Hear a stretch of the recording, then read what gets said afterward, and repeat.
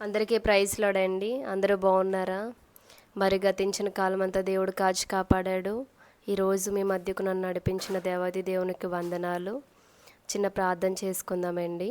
స్తోత్రం తండ్రి పరిశుద్ధుడా, ప్రేమగల తండ్రి ప్రభువా, ఇదిగో మేము నేర్చుకుపోయే లెసన్ ఏదైతే ఉందో అది కూడా మీ జ్ఞానముతో నేర్చుకోవడానికి సహాయం చేయండి. జ్ఞాపక శక్తితో మమ్మల్ని నింపండి, నడిపించమని యేసునామంలో అడిగి ప్రార్థిస్తున్నాం పరమ తండ్రి, ఆమెన్.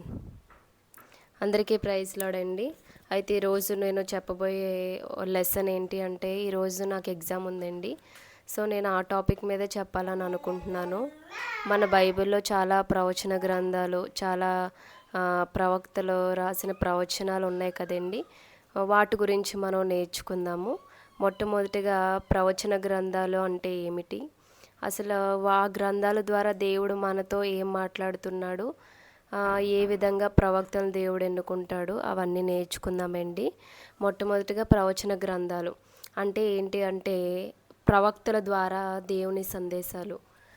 ఇప్పుడు మనకి ఉపాధ్యాయులు ఏ రీతిగా వారు మనకి లెసన్స్ చెప్తారో, అలానే ఆత్మీయ స్థితికి వచ్చినప్పటికీ ప్రవక్తలు అనేవారు దేవుని సందేశాలు, అంటే దేవుడు వారితో మాట్లాడిన దర్శనాలు కానీ, సందేశాలు కానీ, దైవిక ప్రత్యక్షతలు, ఇవన్నీ కూడా పొంది రాయించిన ప్రవచన గ్రంథాలు మన బైబిల్లో ఉన్నాయండి. అయితే ప్రజలను పశ్చాత్తాపం మరియు విశ్వాసంలోనికి ఎలా పిలిచారో ఈ పుస్తకాలు వివరిస్తాయి. బైబిల్లో కొన్ని ప్రవచన గ్రంథాలు ఉన్నాయండి. అవి దేవుని సందేశాన్ని, అలాగే దేవుని ప్రత్యక్షతను, తర్వాత ప్రజలు ఎలా జీవించాలి అనేది కొన్ని మనకి ప్రవచన గ్రంథాలు బైబిల్లో ఉన్నాయండి. ఈ గ్రంథాలు దేన్ని మనకి వివరిస్తున్నాయంటే పశ్చాత్తాపం, మనం చేసిన క్రియలు బట్టి దేవుని ఎదుట పశ్చాత్తాపం, అలానే విశ్వాసం, మనం ఈ లోకంలో జీవిస్తుండగా ఎలాంటి విశ్వాసం కలిగి జీవించాలో, ఈ రెండు విషయాల యందు కూడా పొంది రాయించబడి ఉన్నాయండి పుస్తకాలు. వీటి గురించి, విశ్వాసము, పశ్చాత్తాపము, ఈ రెండిటి గురించి మనకి పుస్తకాలు, ఈ ప్రవచన గ్రంథ పుస్తకాలు బైబిల్లో ఉన్నాయి. మనకు అవి వివరిస్తున్నాయండి.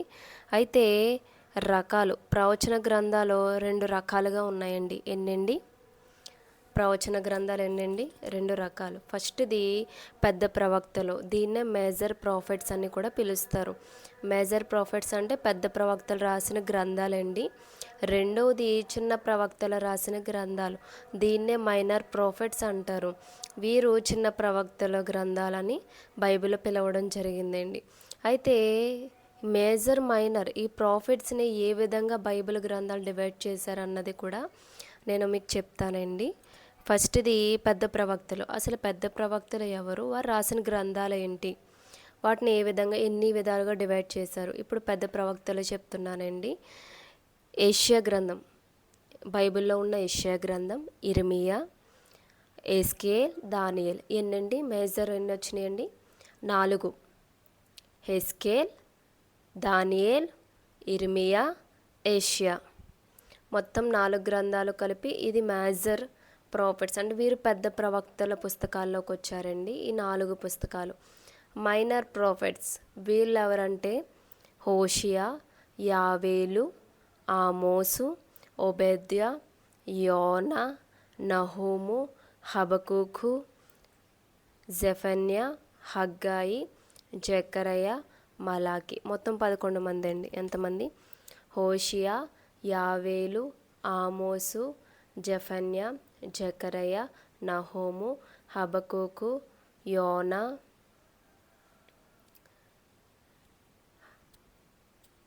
జెఫనయ, హగ్గాయి, జకరయ, మలాకి. మొత్తం వీరందరూ కూడా చిన్న ప్రవక్తల పుస్తకాల కింద డివైడ్ చేశారండి. అర్థమైందండి. అసలు ప్రవచన గ్రంథాలు ఏంటంటే దేవుని దర్శనాలు కానీ, దేవుని సందేశాలు కానీ, దేవుని దైవిక ప్రత్యక్షతలో పొంది రాయించబడిన గ్రంథాలండి. ఇవి మనుషుల పశ్చాత్తాపము మరియు వారి విశ్వాస జీవితము పొందుపరిచి రాసిన పుస్తకాలు. ఇవి 2 విధాలుగా డివైడ్ చేశారు. ఒకటి మేజర్, రెండోది మైనర్. మేజర్ అంటే యెషయా, ఇర్మియా, ఇంకెవరండి? 4 చెప్పాను, దానియేలు, హెస్కేలు, వీరు 4. మరి చిన్న ప్రవక్తలు ఎవరు అంటే హోషియా, ఆమోసు, ఒబేద్య, యోనా, హబకూకు, నహూము, యావేలు, జెఫన్యా, జకరయ, మలాకి. మొత్తం 12 పుస్తకాలండి. మీకా 12. వీరందరూ కూడా మైనర్ ప్రాఫిట్స్లోకి వస్తారు. ఇక్కడి వరకు అర్థమైందండి. నేను అన్నీ కూడా చాలా వివరంగా చెప్తున్నాను. నేను కూడా నేర్చుకోవడానికి నాకు ఉపయోగపడుతుంది కాబట్టి ఇంకా నేను వివరంగా చెప్తున్నానండి. ఇది ప్రవచన గ్రంథాల వివరణ. అసలు ప్రవక్త అంటే ఏంటి, ఈ ప్రవక్త అంటే ఏంటి, ఈయన పని ఏంటి అనేది కూడా ఇప్పుడు క్లారిటీగా చెప్తానండి. ఇప్పుడు వరకు నేను చెప్పింది ఏంటంటే ప్రవచన గ్రంథాలు, వాటి గురించి చెప్పాను. ప్రవచన గ్రంథం అంటే ఏంటి, అవి ఎన్ని ఉంటాయి, అవి ఏ విధంగా డివైడ్ చేశారన్న చెప్పాను. ఇప్పుడు అసలు ప్రవక్త అంటే ఏంటి, అసలు ప్రవక్త అనేవారు ఏం చేస్తారు, ఇవి నేర్చుకుందామండి. ప్రవక్త అంటే దైవిక ప్రత్యక్షతను ఒక ప్రత్యేకమైన రీతిలో అనుభవించి దైవిక లోకం నుండి ఆ ప్రత్యక్షతను పొందే సామర్థ్యం కలిగిన వ్యక్తి. ఈయన ఏంటంటే దైవ ప్రత్యక్షతను లేకపోతే దైవ ఆ దర్శనం కలిగి ఉండడం, లేకపోతే దైవ లోకం నుండి ఆ ప్రత్యక్షతను పొందే సామర్థ్యం కలిగిన వ్యక్తి. అంటే ఈయనకి ఖచ్చితంగా దేవుని ప్రత్యక్షత అనేది అనుభవించి ఉన్న ఆయన్నే ప్రవక్త అంటారు. ఇంకా భవిష్యత్తులో దేవుడు ఏం చేయబోతున్నాడో వీరు చూడగలుగుతారు మరియు తెలియజేస్తారు. అసలు ప్రవక్త అంటే ఎవరు అంటే దేవుని ప్రత్యక్షతను అతనే ఒకటే కాదండి, భవిష్యత్తు గురించి దేవుడు చెప్తాడు. ఆ చెప్పిన భవిష్యత్తు గురించి వీరు తెలుసుకుంటారు, అది వారు తెలియచేస్తారు ప్రజలకి. దేవుడు చెప్పమంటాడు, ఏమయ్యా ప్రవక్త నువ్వు వెళ్ళి నా బిడ్డలైన ప్రజలకు చెప్పు అన్నప్పుడు బైబిల్లో చాలామంది ప్రవక్తలు వెళ్ళి చెప్పడం చూస్తాం కదండి. ఆ రీతిగా దేవుడు ప్రవక్తలను ఉపయోగించుకుంటాడు. 3వ పాయింట్, పూర్వకాలంలో ప్రజలు సామాజిక, సాంస్కృతిక మరియు మతపరమైన జీవితంలో వీరు కీలక పాత్ర పోషించేవారు. మనం ఇప్పుడు కాలం కాకుండా మనం ప్రాచీన కాలం కంపారిజన్ చేసుకుంటే అప్పుడు సామాజిక సంస్కృతి కానీ మతపరమైన ఇలాంటి విషయాల్లో కానీ ఈ ప్రజలందరూ ఒక కీలక పాత్ర అనేది ఖచ్చితంగా పోషించేవారు. అయితే తమ కాలంలో ఉన్న అవినీతి, సామాజిక మరియు ఆర్థిక అసమానతలను వీరు ఎదిరించారు. ఏంటంటే ఈ ప్రవక్తలు అనేవారు ఓన్లీ దేవుని మాటలు చెప్పడమే కాదు కానీ ఆ సామాజిక పరిస్థితి, ఆ కాలంలో ఉన్న సామాజిక ప్రజల పరిస్థితి కానీ వారి ఆర్థిక పరిస్థితులు కానీ అన్నీ కూడా వీరు ఎదిరించేవారుగా ఉండేవారు అన్నమాట సమాజంలో. దేవుడు వీరి ద్వారా ప్రవచనాలు మరియు సందేహాలు ఇచ్చి ప్రజలను మెచ్చుకున్నాడు, ఆశీర్వదించాడు. మరియు అవిధేయత చూపినప్పుడు నాశనం చేశాడు. దేవుడు ఈ ప్రవక్తలను ఉపయోగించుకుని ఏం చేశాడంటే ప్రజలను ఆశీర్వదించేవాడు. ప్రజలు మళ్ళీ ఆయన వైపు తిరిగేవారు, ప్రజలు వారి సందేశాలకి ఇచ్చేవారు ఈ ప్రవక్తలు, ప్రజలు మెచ్చుకునేవాడు దేవుడు. అలానే అవిధేయత చూపించినప్పుడు నాశనం కూడా చేయడం మనం బైబిల్లో చూస్తాం. ఇవన్నీ కూడా ప్రవక్త అనే ఆయన సమావేశంలో జరిగే దేవునికి ఆయనకు ఉన్న సంబంధం అదండి. ఒక మనిషికి ప్రవక్తకి తేడా ఏంటంటే ప్రవక్త దేవుని ప్రత్యక్షత చూసినవాడు, దేవునితో ఒక ప్రత్యక్ష రూపం కలిగినవాడు, దర్శనాలు కళలు చూసేవాడు. రెండోది ఈయన దేవుడు చెప్పిన మాటలు ప్రజలకు చెప్పడం, దేవుడు తెలియజేసినవి దర్శన రూపంలో, కళ రూపంలో, ఇంకేదైనా సరే ఆయన ప్రజలకు వివరించడం. ఆ రోజుల్లో ఎక్కువగా ఈ మతపరమైన సామాజిక ఈ సంస్కృతి మీద ఎక్కువగా ప్రజలు ఎక్కువ ప్రాధాన్యత ఇచ్చేవారు. ఆ రీతిగా అక్కడ ప్రజలు ఏ విధంగా జీవించాలి, తమ కాలంలో ఉన్న అవినీతి పరిస్థితుల్లో వీరు ఈ ప్రవక్తలు అనేవారు ఖచ్చితంగా ఎదిరించేవారు. అలానే దేవుని ప్రవచనాలు మరియు సందేశాలు ఇచ్చి ప్రజలను దేవుడు మెచ్చుకునే విధంగా వీరి ద్వారానే చేసేవాడు, వీరి ద్వారానే దేవుడు ఆశీర్వదించేవాడు. అవి ఇదే చూపిస్తే మళ్ళా నాశనం చేయడం కూడా దేవుణ్ణి మన బైబిల్లో వాక్యాల ద్వారా చూస్తాం కదండి. ఈ రీతిగా ప్రవక్త అంటే వీరే, ఎవరైతే దేవుని ప్రత్యక్షం చూస్తారో, దేవునితో సంబంధం కలిగి ఆయన వాక్కులు ప్రజలకు తెలియజేస్తారో వీరందరినీ ప్రవక్త అని పిలవడం అనేది జరిగిందండి. నెక్స్ట్, ప్రవక్త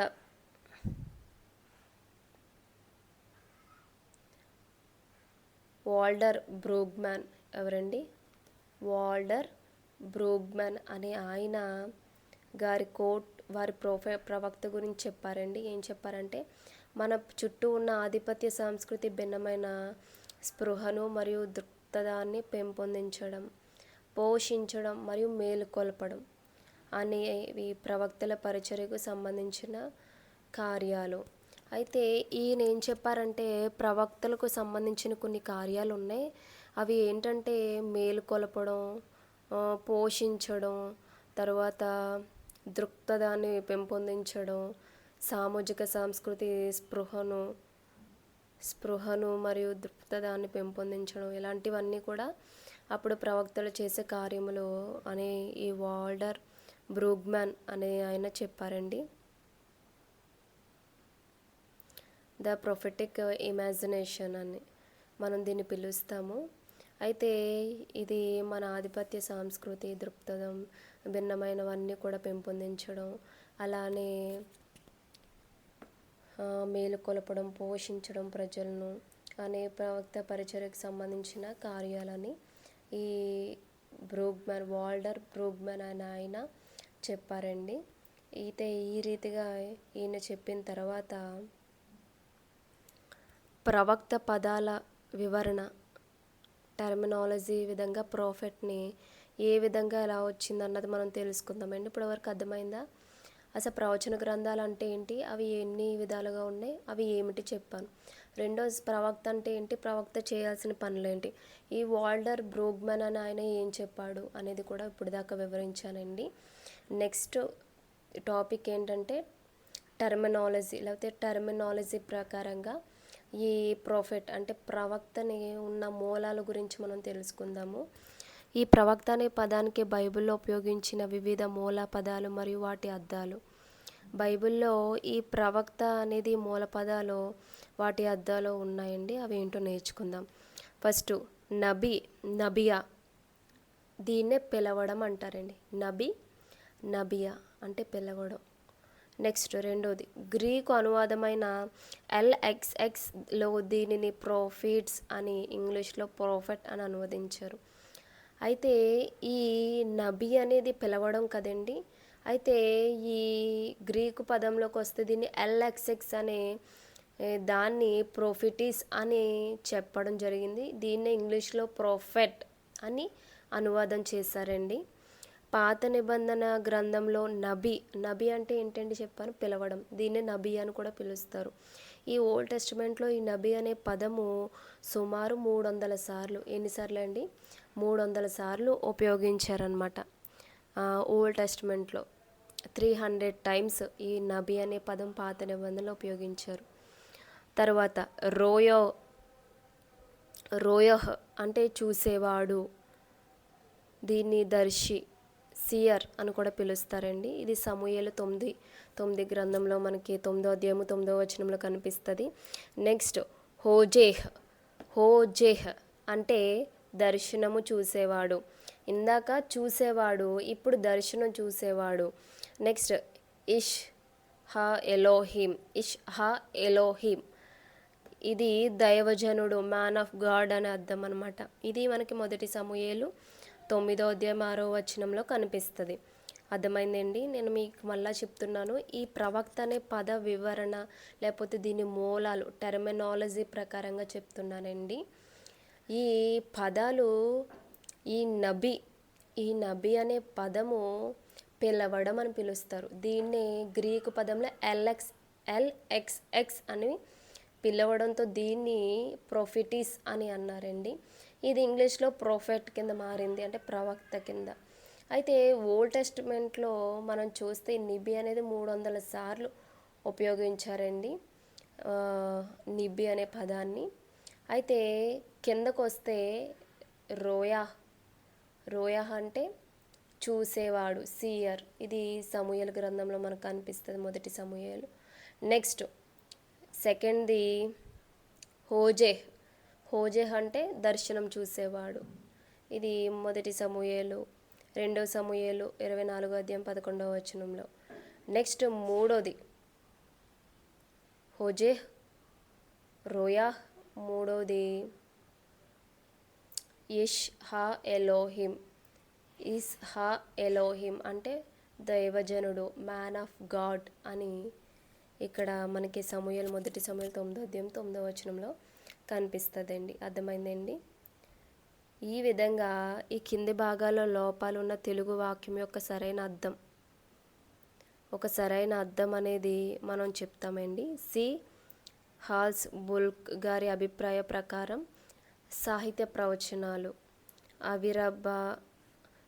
అభిరవ్వానికి పూర్వపు తొలి రోజుల్లో నబీ మరియు ఇజాహ్ ఎలోహిం అనే పదాల మధ్య కొంత వ్యత్యాసం ఉండేది. కానీ కాలక్రమేణా నబీ అనే పదమే ప్రవక్తకు సాధారణ నామంగా ప్రాముఖ్యమైనదిగా మారింది.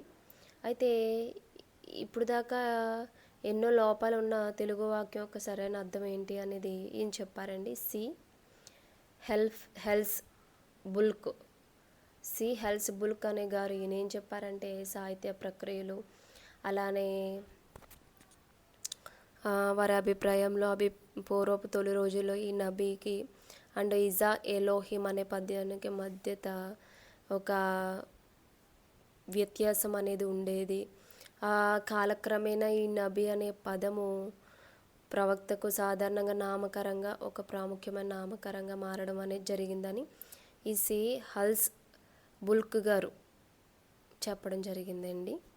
ఈ రీతిగా ఇక్కడ వరకు మీకు అర్థమైందండి. నేను ఇప్పటి వరకు చెప్పాను అసలు ప్రవచన గ్రంథాలు అంటే ఏమిటి, అసలు ప్రవక్త అంటే ఎవరు, ప్రవచన గ్రంథాలు ఎన్ని విధాలుగా డివైడ్ అయినాయి, ఈ ప్రవక్త అంటే ఎవరు, తర్వాత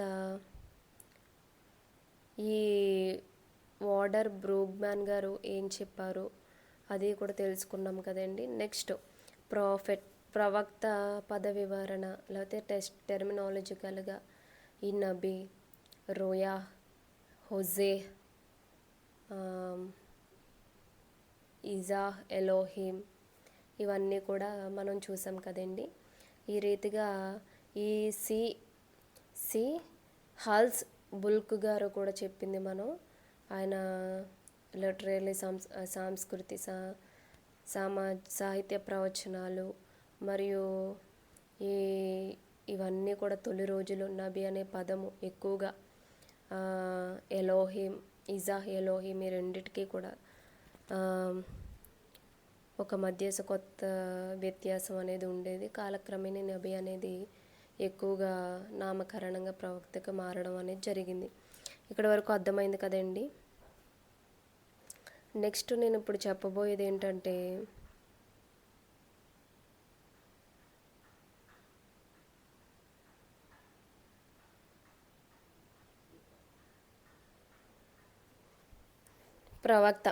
ప్రవక్త గురించి ఇంకా చివరిది task and functions of the prophets. అసలు ఈ ప్రవక్తల పని ఏంటి, లేకపోతే ప్రవక్త యొక్క విధులు, వారి బాధ్యతలు ఏంటి, ఇప్పటి వరకు ప్రవక్త అంటే ఏంటి, దాని మూల పదం ఏ విధంగా వచ్చింది, దాని మూల వివరాలను నేర్చుకున్నాము. సి హాల్స్ బుల్క్ గారు ఏం చెప్పారు, ఇందాక ఇంకొక ఆయన పేరు ఏం చెప్పానండి, వాల్డర్ బ్రూగ్మ్యాన్ అని ఆయన చెప్పారు, ఆయన సందేశాన్ని విన్నాము. సో ఈ విధంగా చెప్పడం జరిగింది. అసలు ప్రవక్త పని ఏంటి, ప్రవక్త విధులు ఏంటి, వారి బాధ్యతలు ఏంటి అనేది ఇప్పుడు తెలుసుకుందామండి. దైవిక బాధ్యత, సామాజిక మరియు మతపరమైన విధులు రెండు ఉంటాయండి. దైవికపరమైనది, మతపరమైనది, సామాజికమైనది. ఫస్ట్ దైవ బాధ్యత ఏంటో వీరి ప్రవక్తలది మనం చూద్దాం. దైవ ప్రవక్తలు దేవుని నుండి వచ్చిన సందేహాలను, ప్రత్యక్షతను ఏ కాలానికి ఆ కాలంలోనే వ్యక్తులు లేదా సమాజాలకు అందించే ఉమ్మడి బాధ్యతను కలిగి ఉంటారు. ఇప్పుడు ఈ కాలంలో ప్రవక్తలు చెప్పిన మాటలు ఈ కాలంలో చెప్పేవారండి. ఇంకా నెక్స్ట్ జనరేషన్ వచ్చినప్పుడు అక్కడ ఉండే ఏ ప్రవక్త అయితే ఉన్నారో ఆ ప్రవక్త గారు ఆ కాలంలో దేవుడు ఏం చెప్పిన మాటలోనే వాటిని అలా ఒక ఉమ్మడి బాధ్యతగా కలిగి ఉండేవారు. దేవుని ప్రత్యక్షతను, వారి దేవుని బాధ్యత ఏంటంటే ప్రజలకు వెల్లడించడం ఆయన ప్రత్యక్షతను. ఈ విధంగా వీరి బాధ్యత దేవుని ఎడల ఈ విధంగా ఉండేది. రెండవది సామాజిక మరియు మతపరమైన విధులు. వీరు సామాజికంగా, మతపరంగా కూడా ఉన్న విధులు కూడా మనం నేర్చుకుందామండి. రెండవది అయితే ప్రవక్తలు తమ సామాజిక బాధ్యతలను బట్టి వివిధ సామాజిక మరియు మతపరమైన విధులను నిర్వర్తించారు. అయితే ప్రవక్తలో ఈ సామాజిక అండ్ మరియు మతపరమైన ఈ సామాజిక బాధ్యతలను బట్టి వివిధ సామాజిక మరియు మతపరమైన విధులను కూడా వీరు నిర్వర్తించారు. మతపరమైనవి నిర్వర్తించారు, సామాజిక విధులను కూడా వీరు నిర్వర్తించారు. సో వీరు రెండు రెండు విషయాలు దేవుని బాధ్యత విషయంలో, అలాగే సామాజిక మతపరమైన విధుల విషయంలో వీరు ఖచ్చితంగా నిర్వర్తించడం అనేది జరిగేదండి. అయితే ఫస్ట్ది రాజ్యసభలు మరియు ఆలయ ఆరాధనలు.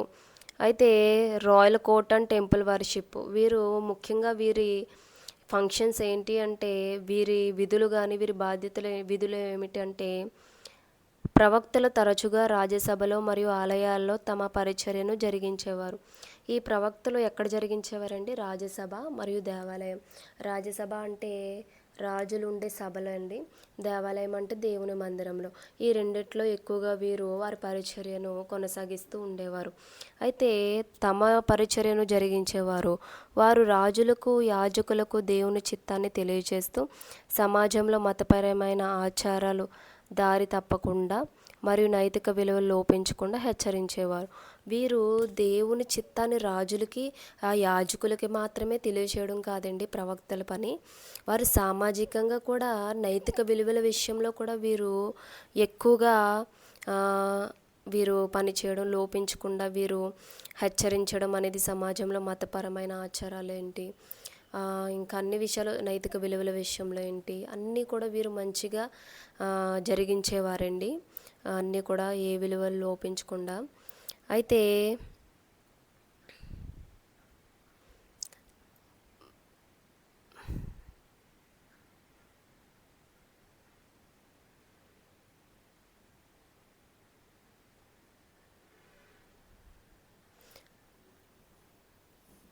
రెండవది సామాజిక మార్పు. ఇజ్రాయేలు శక్తివంతమైన సామాజిక వ్యవస్థలో ప్రత్యక్ష సంబంధం లేని ప్రవక్తలు సామాజిక స్థిరత్వానికి భంగం కలిగేలా ఉన్నప్పటికీ సమాజంలో సమూహ మార్పును సంబంధించే అవకాశం ఎక్కువ ఉండేది.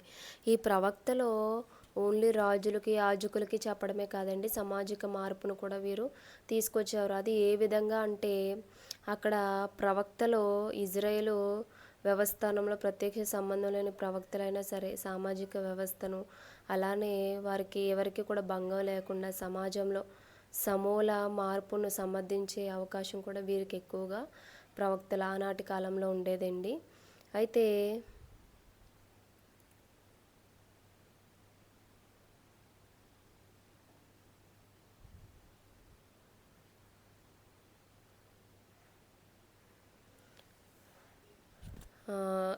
ఈ విధంగా ప్రవక్తలు అనేవారు వారి విధులు, వారి బాధ్యతలు అలా ఉండేవండి. అర్థమైందండి?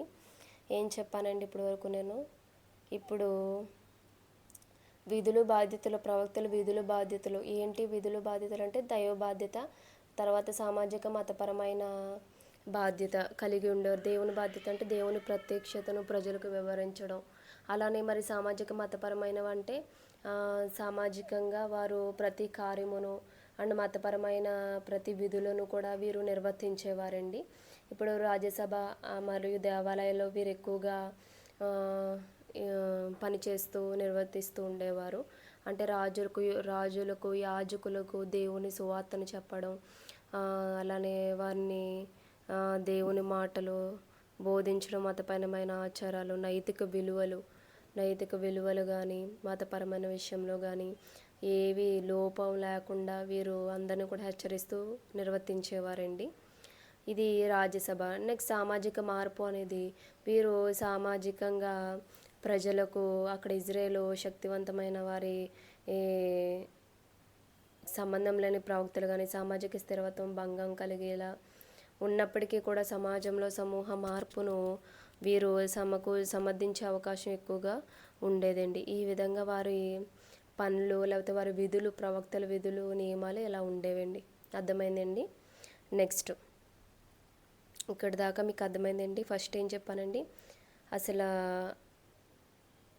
ప్రొఫెటికల్ బుక్స్ అంటే ఏంటి, అవి ఎన్ని, నెక్స్ట్ ప్రవక్త అంటే ఎవరు, నెక్స్ట్ ప్రవక్త గురించి చెప్పిన ఈ ఈయన పేరేంటండి,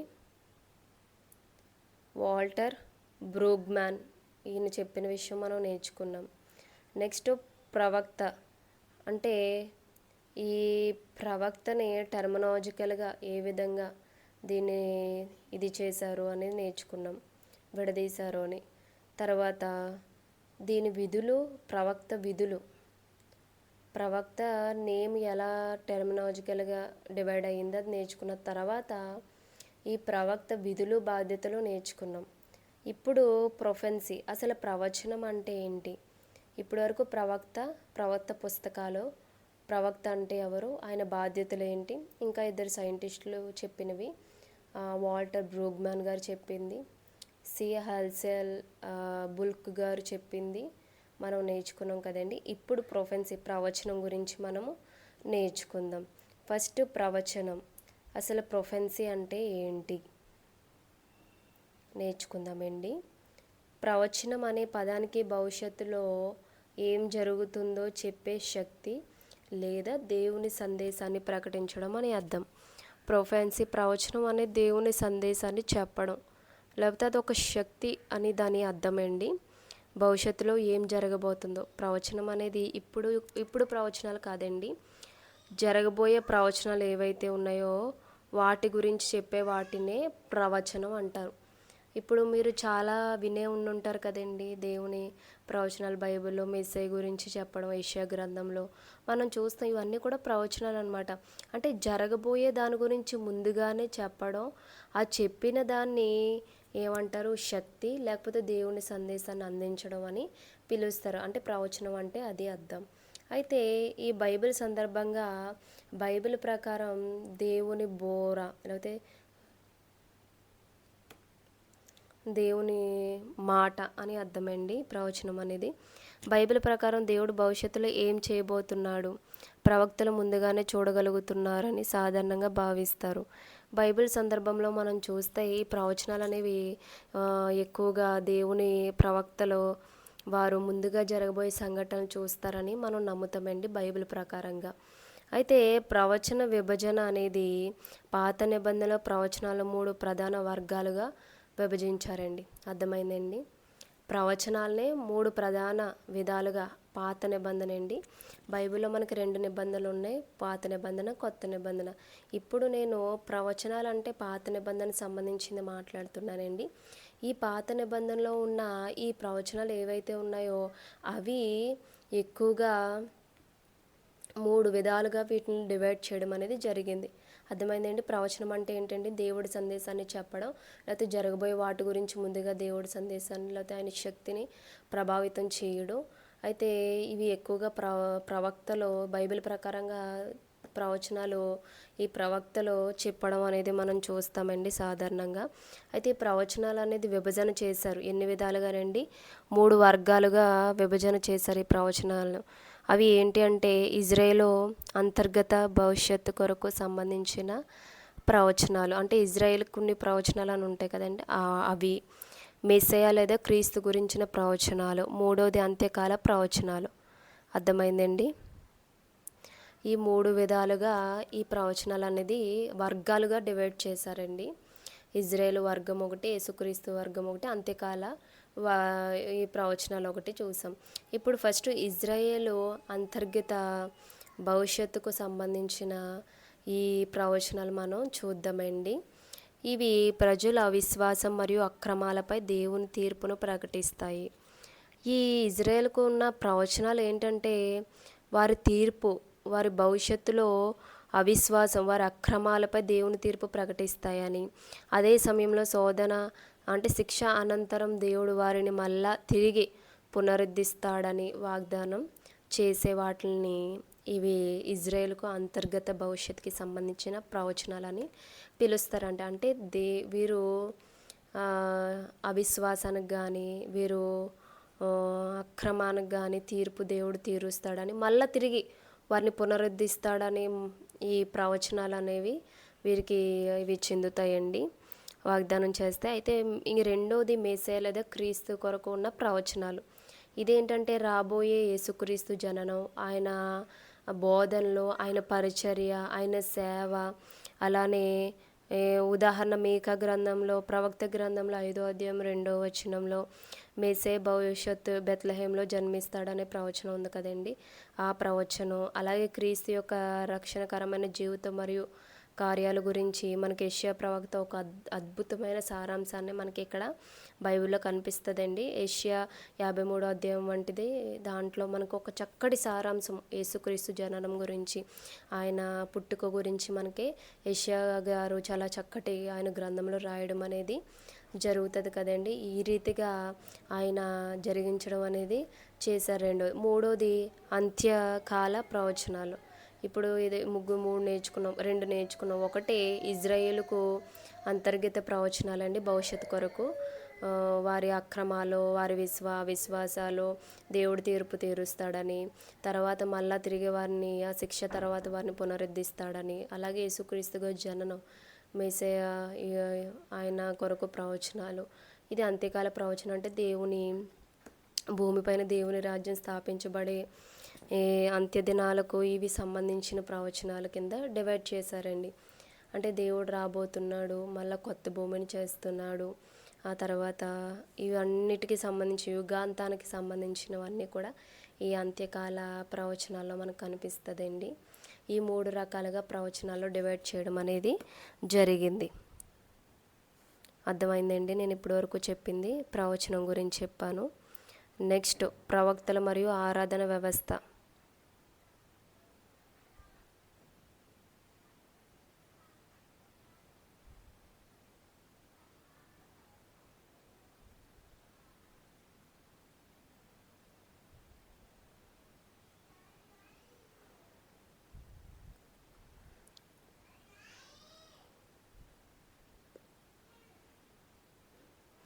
ఇప్పుడు ప్రవక్తలు మరియు ఆరాధన వ్యవస్థ గురించి నేను చెప్తున్నానండి. అంటే ప్రవక్తలో వారి ఆరాధన వ్యవస్థ అనేది ఇప్పుడు ఎలా ఉంటుందో, ఇప్పుడు ప్రవచనాల టాపిక్ అయిపోయిందండి. 3 విధాలుగా విభజించారు, అవి ఏంటో అనేది వివరించాను. ఇప్పుడు ప్రవక్తల వారి ఆరాధన వ్యవస్థ అనేది ఎలా ఉంటుందో నేర్చుకుందామండి. ఇదేంటంటే ఇజ్రాయేలు ఆరాధన. ఇది ఇజ్రాయేలు జీవితంలో బలులు అర్పించడం, బలిపీఠాలు కట్టడం మనం బైబిల్లో చదివితే ఉంటాయండి. పండుగలు ఆచరించడం, సున్నతి, ఈ పద్ధతులు, ఈ 4 పద్ధతులు వారి మతపరమైనవి జీవిత పునాదిగా ఉండేవండి, ఈ వారు ఆచరించే ఆచారాలు. అయితే అది ఆది నుండి ఆరాధన అనేది ఇజ్రాయేలుకు ఒక విశ్వాసానికి ఒక ప్రత్యక్ష రూపంగా, అంటే వారి విశ్వాసంలో అదొక భాగం కింద వారు దాన్ని అనువదించేవారు, రూపంగా నిలిచింది. ఆరాధన ప్రవక్తల పాత్ర. ఇప్పుడు ఇజ్రాయేలు చెప్పాను కదండి, వారి ఆరాధన ఎలా ఉంటుందండి, బలులు అర్పించడం, నెక్స్ట్ అండి బలిపీఠాలు కట్టడం, మూడవది సున్నతి చేయించుకోవడం, నాలుగవది అండి పండుగలు, 7 పండుగలు ఆచరిస్తారని చెప్పాం కదండి. పండుగలు ఈ 4 కూడా వారు ఆచారపూర్వకమైన ఆరాధన విషయంలో వీరు కంటిన్యూగా వారి విశ్వాసంలో ఒక భాగం కింద వీటిని పాటిస్తూ వచ్చారండి. ఇప్పుడు ఆరాధనలో ప్రవక్తల పాత్ర. ఇప్పుడు ఇజ్రాయేల్ పాత్ర తెలుసుకున్నాం, వారి ఆరాధన. ఇప్పుడు ప్రవక్తల పాత్ర ఎలా ఉంటుంది అన్నది తెలుసుకుందామండి. ప్రవక్తలు ఆరాధనగా పద్ధతులను క్రమబద్ధీకరించి క్రమం తప్పకుండా కొన్ని ఆచార సంబంధమైన వృత్తిపరమైన విధులు నిర్వహించారు. వీరు ప్రవక్తలు ఏంటంటే, ఇప్పుడు ఇజ్రాయేల్ పాటించిన పండుగలు ఉన్నాయండి. ఈ పండుగల్లో ఇజ్రాయేలు పురుషులు ఎక్కడున్నా సరే ఖచ్చితంగా వారు రావాలి.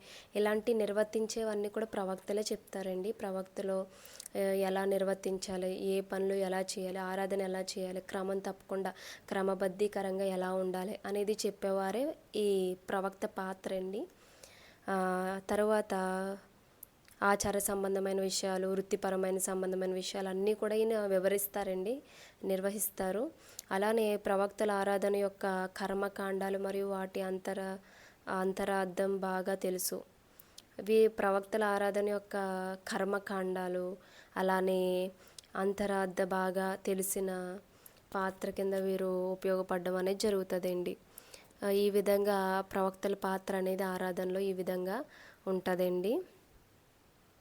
నెక్స్ట్ కానానీయుల ఆరాధన ప్రభావం. ఇప్పుడు ప్రవక్తలు తెలుసుకున్న ఇజ్రాయేల్, ఇప్పుడు కానానీయుల ఆరాధన ప్రభావం ఎలా ఉంటుందో చూద్దామండి. ఈ కానానపు దేశ ఆరాధన పద్ధతులు యెహోవా పట్ల ఇజ్రాయేలుకు ఉండాల్సిన నిజమైన భక్తి తప్పుద్రోవ పట్టించాయి. ఈ కానాను దేశపు ఆరాధన పద్ధతులు ఎలా ఉన్నాయంటే, దేవుని పట్ల తప్పుదోవ ఇజ్రాయేలుకు ఉండాల్సిన నిజమైన భక్తిని తప్పుద్రోవ పట్టించే విధంగా వీరు ఆరాధన ఉంటుందండి. ఇజ్రాయేలు కానానీయుల ఆరాధన పద్ధతులు మరియు బలి అర్పణలు కొంతవరకు స్వీకరించి వాటిని అనుకరించడం ప్రారంభించారు. ఈ ఇజ్రాయేలు ఈ కానానీయుల పద్ధతిలో మరియు బలి అర్పణలు కొంతవరకు స్వీకరిస్తారండి, వాటిని అనుసరించడం ప్రారంభించరు. వారు వాటిని అనుసరించడం కానీ వాటిని ఇంకా ఏవి పట్టించుకోరండి. బలులు మాత్రం ఇజ్రాయేల్ కానానీయుల పద్ధతిలో ఒక విధంగా ఉన్నా కూడా వీరి ఆరాధన పద్ధతి యెహోవా పట్ల ఇజ్రాయేలు నిజమైన భక్తి తప్పుద్రోవ పట్టినట్టుగానే ఉంటుందండి. సో ఈ రీతిగా కానానీయుల ఆరాధన పాత్ర ఈ రీతిగా ఉంటుంది. నెక్స్ట్ నైతిక విలువలు లోపించడం. ఈ ఆరాధనలో నైతిక విలువలు, ఆరాధన పద్ధతులు అన్నీ కరెక్ట్గా ఫాలో అవుతారు కానీ నైతిక విలువల్లో లోపాలు ఉంటాయండి. అవి ఏంటో తెలుసుకుందాం.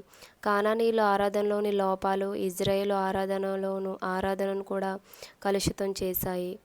దీనివల్ల ప్రవక్తల పరిచయలో నైతిక విలువలను, దేవుని నిబంధనను గుర్తు చేయాల్సిన ఆవశ్యకత ఏర్పడింది. ఈ కానానీయుల ఆరాధనలోను ఇజ్రాయేలు ఆరాధనలో ఇద్దరిలో కూడా లోపాలు ఉన్నాయండి. అవి కలుషితం అయిపోయినాయి అన్నమాట. దీనివల్ల ఉన్న నైతిక విలువలు అలానే దేవుని నిబంధనను గుర్తు చేయాల్సిన అవసరం అనేది ఖచ్చితంగా అక్కడ ఏర్పడిందండి ప్రవక్తల ద్వారా. నైతిక విలువలను కోల్పోవడం. నెక్స్ట్ ప్రవక్తల విమర్శ. క్రీస్తు పూర్వం 8 మరియు 7వ శతాబ్దంలో ప్రవక్తలు, ఎన్నో శతాబ్దం అండి, 8, 7 ఈ శతాబ్దాలు దేవుని నిబంధన యొక్క నిజమైన అర్థాన్ని, జ్ఞానాన్ని, అసలు దేవుని నిబంధన అంటే ఏంటి, దేవుని జ్ఞానం ప్రజల్లోకి మళ్ళా మేలుకొలపడానికి ప్రయత్నించారండి 7, 8 శతాబ్దంలో ప్రవక్తలు. వారు కేవలం ఆచారాలకే ప్రాధాన్యత ఇచ్చి నీతి లేని నామకార్థ భక్తి కలిగి ఉన్నప్పటికీ ఆనాటి దేవాలయాలు ఆరాధనను తీవ్రంగా ఖండించారు మరియు విమర్శించారు. ఇప్పుడు అన్నీ బాగానే చేస్తున్నారండి, బలులు అర్పిస్తున్నారు, శ్రేష్టమైన దేవునికి ఇస్తున్నారు, కానీ వారి నైతిక విలువలు, వారు దేవుని విషయంలో నామకార్థమైన భక్తి కలిగి ఉండడంతో వీరు విమర్శించడం అనేది జరిగింది. అది 7, 8వ శతాబ్దంలో ఈ ప్రవక్తలు ఈ విధంగా నైతిక విలువలను, వారి భక్తిని కూడా ఈ కానానీయులు ఇజ్రాయేలు కూడా కోల్పోవడం మనం ఇక్కడ చూస్తామండి. అర్థమైందండి. ప్రవక్త, ఇప్పుడు మనం ఎవరి గురించి చెప్పుకున్నాం, ప్రవక్తన వారి ఆరాధన సంస్థ. ఇజ్రాయేల్ ఏమో చక్కగా బలి ఇవ్వడం, బలిపీఠాలు కట్టడం, తర్వాత పండుగలు ఆచరించడం, సున్నతి పొందడం, ఇవన్నీ క్రమంగా చేస్తారు, అన్నీ కూడా మంచిగా చేస్తారు. అయితే ఆరాధన అనేది విశ్వాసానికి ఒక ప్రత్యక్ష రూపంగా నిలిచింది. ఈ ప్రవక్తల ఎలా ఉంటుందంటే వీరు క్రమబద్ధీకరంగా అన్ని విషయాలు నిర్వర్తించడం, ఈ ఇజ్రాయేలు ఎలా నడవాలి అనే విషయంలో, అన్ని విషయంలో వీరు కర్మకాండాలు అన్నీ తెలిసిన వారండి ఈ ప్రవక్తలు. అయితే కానానీయులు వారి ఆరాధన వ్యవస్థ పాత్ర అనేది ఎలా ఉందంటే, వీరు ఇజ్రాయేలు భక్తిని, నిజమైన భక్తిని తప్పుద్రోవ పెట్టించే విధంగా వారి ఆరాధన ఉంటుందండి. ఆరాధన పాత్ర. ఇజ్రాయేలు కానానీయుల ఆరాధన పద్ధతులు కొంతవరకు ఒకలా ఉన్నా వీరు బలి అర్పణలు కొంతవరకు స్వీకరించిన వాటిని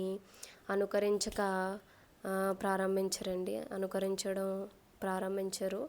ఈ విధంగా నైతిక విలువలు కోల్పోవడం, తర్వాత విమర్శన పొందడం, ప్రవక్తల విమర్శన, నైతిక విలువలు లోపించడం, ఇవన్నీ కూడా మనం ఈ 1, 2, 3, 4, 5 ఈ 5 కూడా మనకి ఈ ఆరాధన వ్యవస్థలో మనకు కనిపిస్తాయండి. ప్రవక్తలు మరియు ఆరాధన వ్యవస్థ. మొట్టమొదటిగా ఇజ్రాయేలు ఆరాధన పాత్ర, తర్వాత ప్రవక్తల ఆరాధన పాత్ర, తర్వాత కానానీయుల ఆరాధన పాత్ర, నైతిక విలువలు కోల్పోవడం. 5వది ఏంటండి, విమర్శించడం, ప్రవక్తల విమర్శన. ఇవన్నీ కూడా అర్థమైనాయి కదండి. ఇక్కడ వరకు నేను మీకు అర్థమైనాయి అనుకుంటున్నాను. నేను కూడా స్లోగానే చెప్తున్నానండి.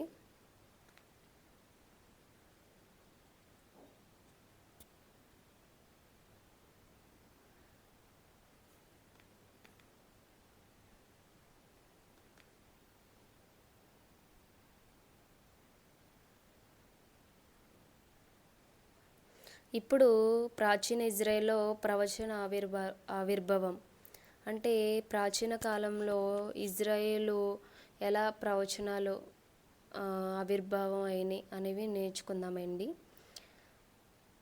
అవి నేర్చుకున్నాక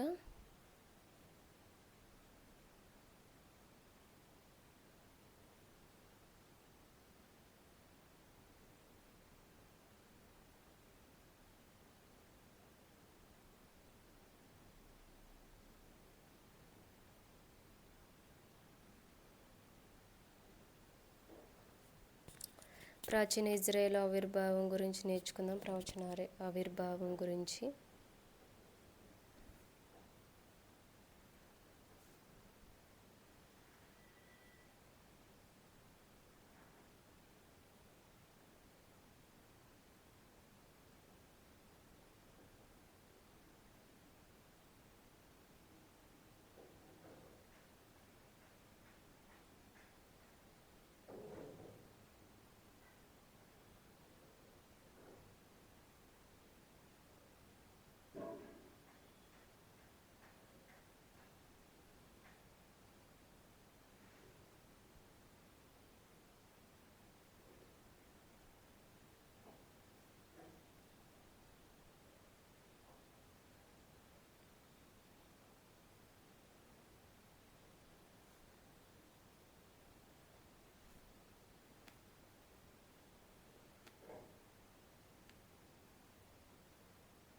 ఇప్పుడు ప్రవచన ఆవిర్భావం గురించి మనం నేర్చుకుందాం.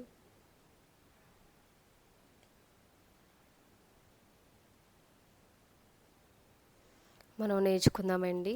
తర్వాత మనం చక్కగా ప్రతిదీ కూడా మీకు అర్థమయ్యేటట్టు చెప్తాను.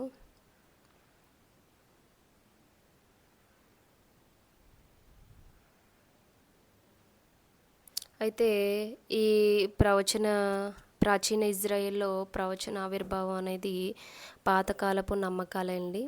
అంటే చాలా కాలం క్రితం వరకు చారిత్రక పరిశోధనలో ప్రవచనాల అనుభవం అనేది ఇజ్రాయేల్కు మాత్రమే పరిమితమై ఒక ప్రత్యేకమైన మతపరమైన దిగ్విషయం అని, దానికి సమాంతరమైన ఆచారాలు ఇతర ప్రాచీన యాన్షంట్ నియర్ ఈస్ట్ దేశాల్లో లేవని భావించారు. అయితే ఈ ప్రవచనాలు అనేవి ఏవైతే ఉన్నాయో అవి ఇజ్రాయేల్కు మాత్రమే సంబంధించినవని, అవి ఇప్పుడు ప్రవచనాలు కాదు, అంటే చారిత్రాత్మక పరిశోధన ప్రవచనాల అనుభవం అనేది ఇజ్రాయేల్కు మాత్రమే పరిమితమైన ఒక ప్రత్యేకమైన మతపరమైన దృగ్విషయం అని, దానికి సమాంతరమైన అంటే సమకాలీన ఆచారాలు ఇతర ఏడబ్ల్యూఏ అంటే యాన్షంట్ నియర్ ఈస్ట్ దేశాలు లేవని భావించారు. అంటే ఈ యాన్షంట్ నియర్ ఈస్ట్ ఈ దేశాలు ఇవి లేవు ప్రవచనాలు, ఇది ఇజ్రాయెల్కి సంబంధించిందే, ఇది పాతకాలపు నమ్మకాలు, ఇవి పాతకాలపు ప్రవచనాలు, వారి మతపరమైన సంబంధాల ప్రవచనాలు వారికి మాత్రమే అని ఇక్కడ మనకి యాన్షంట్ నియర్ ఈస్ట్ దేశాల్లో వీటిని భావించలేదండి. ఆ తరువాత పురావస్తు ఆధారాల ద్వారా అయితే గత శతాబ్దంలో లభించిన అనేక పురావస్తు ఆవిష్కరణ ఈ పాత భావన తప్పని నిరూపిస్తున్నాయి. అయితే పురావస్తు ఆధారాలు ఉంటాయి కదండి, అవన్నీ కూడా గత శతాబ్దంలో లభించిన అనేకమైన పురావస్తు ఆవిష్కరణలు దొరికినప్పుడు ఈ పాత భావన తప్పని నిరూపిస్తున్నారు. అంటే పైన ఇజ్రాయెల్కి ఏదైతే వారికి మాత్రమే ఆ ప్రవచనాలు వారి మతపరమైనవి కాబట్టి వారికి మాత్రమే అవి అని అంకితం అని అనుకున్నాం కదండి, అవి యాన్షంట్ నియర్ ఈస్ట్ దేశాల్లో ఇవి లేవని భావించారు కదండి. కానీ ఉండే కొలది ఆ తవ్వకాల్లో వచ్చిన ప్రతిదీ దొరికిన పురావస్తును కూడా పరిగణిస్తే అవి తప్పుడు భావం అని చెప్పడం కూడా జరిగిందండి. అయితే మట్టి పలకలు ఇజ్రాయేలు దేశానికి ఉత్తరాన ఉన్న మారి అనే ప్రాంతం కనుగొనబడిందండి. ఇజ్రాయేలు దేశానికి ఉత్తర వైపున మారి చాలా సింపుల్గా ఉంది కదండి. ఈ మారి అనే ఒక పట్టణం లేకపోతే ఒక ప్రాంతం అనేది కనుగొనబడిందండి. అక్కడ పురాణాత మట్టి పలకలు అనేవి, అంటే పూర్వకాలం మట్టి పలకలు కనిపించడం అనేది వారికి ప్రధాన ఆధారం అండి. ఈ పలకల్లో ప్రవక్తలు వివిధ రకాల దేవత రూపాల నుండి వచ్చే దైవిక సందేశాలను రాజులకు వివరించినట్లుగా నమోదు చేయబడింది. ఆ అప్పుడు రాజుల కాలంలో ఈ ఏవైతే పలకలు దొరికినాయో ఆ మారా ప్రాంతంలో ఈ పలకల మీద దేవతలు మాట్లాడిన ఆ మాటలన్నీ రాయడము, అవి రాసినవి అక్కడ రాజులకు చెప్పడం అనేది జరిగిందండి. ఈ రీతిగా అక్కడ మనకి కనిపిస్తుంది. అయితే నమోదు చేయబడిందండి రాజులకు వివరించినట్లుగా. ప్రాచీన కాలంలో విస్తరణ. ఈ ఆధారాలను బట్టి చూస్తే ఇప్పుడు దాకా ఇజ్రాయెల్కి మాత్రమే సొంతం, ఇజ్రాయెల్కి అనుకున్నాం.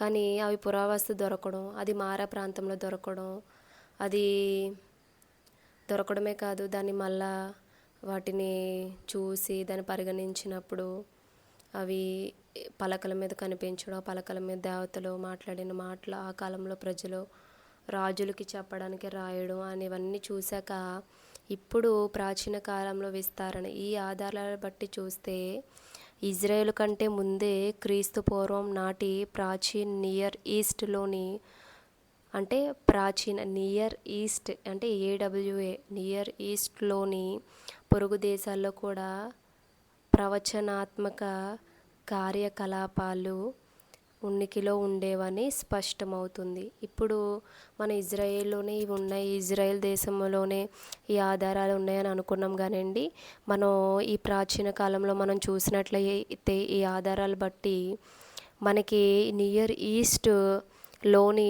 పొరుగు దేశాల్లో కూడా ఇవి ఉనికిలోకి రావడం అనేది జరిగింది, ఈ ప్రవచనాత్మక కార్యకలాపాలు.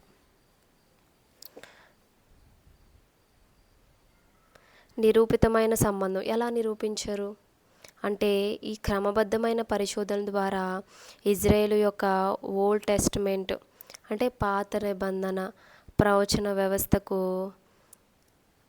ఈ ప్రాచీన నియర్ ఈస్ట్లోని బోగాజ్ కోయ్ వంటి ఇతర ప్రాంతాల్లోని ప్రవచనాలతో దగ్గర సంబంధం ఉందని నిరూపించారు. అర్థమైందండి.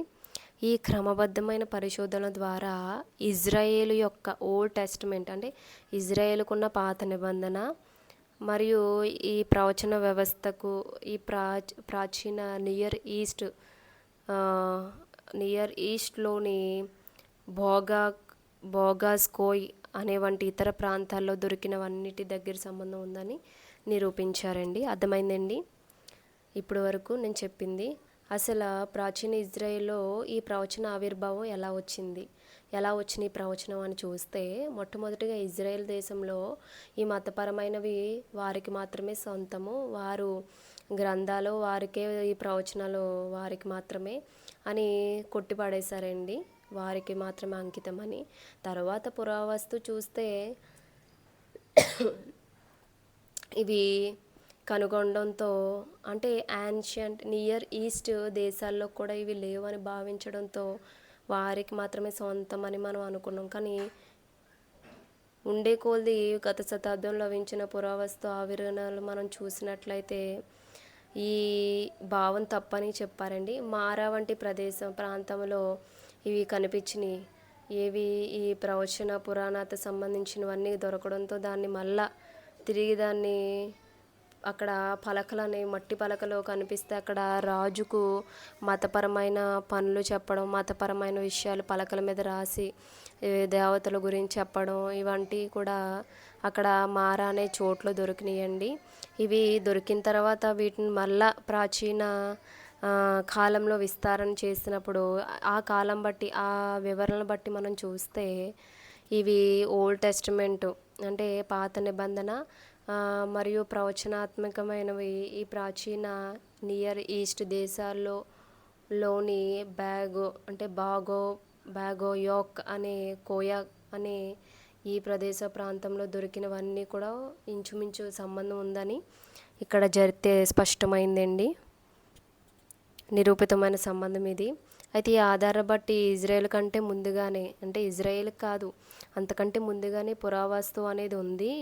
అది కూడా ప్రాచీన నియర్ ఈస్ట్లోని పొరుగు దేశాల్లో కూడా ఇక్కడ లభించడం అనేది ఈ ప్రవచనాత్మక కార్యక్రమాలు ఉనికిలో ఉండేవని స్పష్టమైందనమాట. అదే అండి, అర్థమైందండి.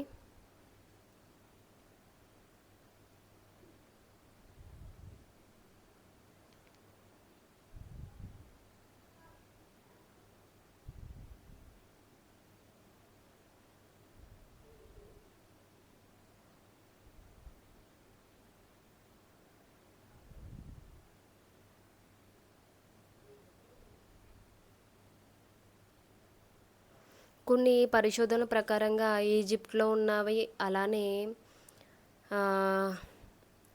ఇజ్రాయెల్లో ఉన్నవి కూడా రెండు సంబంధంగా పురాతన శాసన ప్రవచన కొన్ని దగ్గర సంబంధం ఉందని కూడా చెప్పారండి.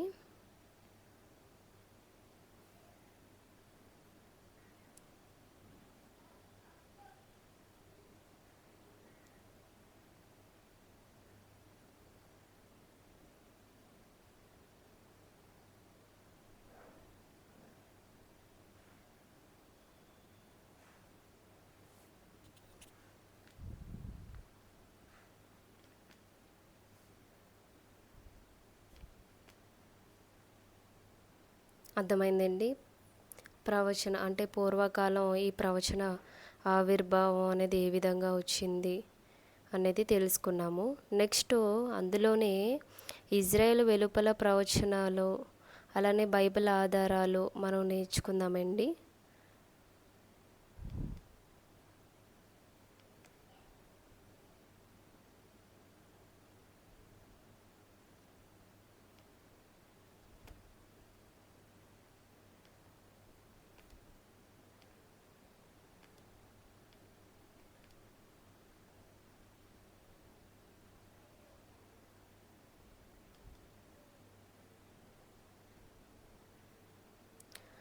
ఇప్పుడు మనం ఈజిప్ట్ దేశానికి సంబంధించినవి, ఈ నియర్ ఈస్ట్ ఏరియాలో ఉన్న అటు సైడ్ ఉన్న సంస్కృతి, అటు సైడ్ ఉన్న కొన్ని ప్రదేశాల్లో తవ్వకాలు జరిగినవన్నీ వీరికి కొంచెం పోలికలు ఉండడం, ఇవన్నీ మనం చూస్తాం కదండి. ఈ రీతిగా మనకి నిరూపితమైంది. ఇప్పుడు ప్రాచీన ఇజ్రాయెల్లో ప్రవచన ఆవిర్భావంలో ఇంకొన్ని పాయింట్స్ మనం ఇప్పుడు చెప్పే టాపిక్ అంతా ఈ ప్రవచన ఆవిర్భావం ప్రాచీన ఇజ్రాయెల్ ప్రజలు ఏ రీతిగా అయిందన్నదే మనం చెప్పుకున్నాము. ఇప్పుడు ఇంకా కొన్ని ఇందులోనే చెప్పుకుంటున్నామండి కొన్ని పాయింట్స్. ఇజ్రాయెల్ వెలుపల ప్రవచనం అనేది ఉందండి. అది ఏంటి? అందులో రెండు ఉన్నాయి. బిబ్లికల్ అంటే బైబిల్ ఆధారాలు ఉన్నాయి, బైబిల్ వెలుపల ఆధారాలు కూడా ఉన్నాయండి. రెండింటి గురించి చెప్తాను. అయితే ఫస్ట్ అసలు ఇజ్రాయెల్ వెలుపల ప్రవచనాలు అనేవి రెండు విధాలుగా ఉన్నాయండి. ఒకటి బైబిల్ ఆధారాలు, రెండోది వెలుపల ఆధారాలు కూడా ఉన్నాయండి. బైబిల్ వెలుపలి ఆధారాలు. ఫస్ట్ ఆ బైబిల్ ఆధారాలు చూద్దాము. రాజులకు హెచ్చరికలు. బైబిల్ ఆధారాల ప్రకారం బబులోను రాజుకు సహాయపడడానికి మోయాబు, అమ్మోను మరియు ఏదోము రాజులతో పాటు తూరు సీదోను రాజులకు కూడా హెచ్చరించినట్లు మనకు కనిపిస్తుంది. మనం ఇర్మియా గ్రంథంలో చూడాలండి. ఇర్మియా 27వ అధ్యాయము 9-11 వచనాలు చూస్తే ఈ బైబిల్ ఆధార ప్రకారంగా రాజుల హెచ్చరికలు అనేవి ఓన్లీ బబులోన్ రాజులకు సహాయపడడానికి ఎవరెవరు ఉన్నారండి? మోయాబు, అమ్మోను మరియు ఏదోము రాజులు పాటు ఇంకెవరున్నారండి? తూర్పు సీదోను రాజులు కూడా హెచ్చరించినట్లు, వారికి తూర్పు సీదోన్లో ఉన్న రాజులు కూడా హెచ్చరించినట్లు మనకి ఇక్కడ కనిపిస్తుందండి ఇర్మియా గ్రంథంలో. రాజుల హెచ్చరికలు. రెండవది బయలు మరియు ఆషేర ప్రవక్తలు. ఈ బయలు ఆషేర ప్రవక్తల గురించి కూడా ఇక్కడ మనం చూస్తామండి. ఇది బైబిల్ ఆధారాల ప్రకారంగా. ఇదేంటంటే బైబిల్లో ఇజ్రాయెల్ వెలుపల ఉన్న అన్యదేవతల ప్రవక్తల గురించి కూడా ప్రస్తావన ఉంది. బహుశా వీరు ఎజెబెలు ద్వారా సమరయకు తీసుకురాబడి ఉంటారు.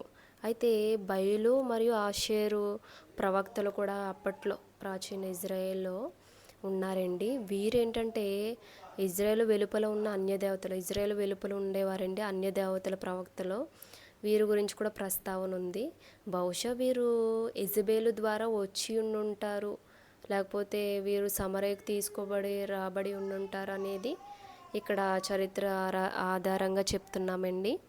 ఈ విధంగా వీరు ప్రవచనాలు అనేవి ఉన్నాయని మనం ఆవిర్భావం అనేది ఇలా జరిగిందని కూడా నమ్మవచ్చు. నెక్స్ట్ ఇప్పుడు అవుట్ సైడ్ బిబ్లికల్ అంటే బైబిల్ వెలుపలి ఆధారాలు అంటే చారిత్రక ఆధారాలు. వెన్ ఆమోన్ నివేదిక మరియు మారి గ్రంథాలు వంటి బైబిల్ వెలుపల ఆధారాల్లో కనుగొనబడిన చారిత్రక అవశేషాలు. ఇప్పుడు వెన్ ఆమోన్ అండ్ మారి ఈ రెండు గ్రంథాలు కూడా మొదటి ఇలాంటి బైబిల్ వెలుపల ఆధారాల్లో కనుగొనబడినాయండి. ఇవి చారిత్రక అవశేషాలు.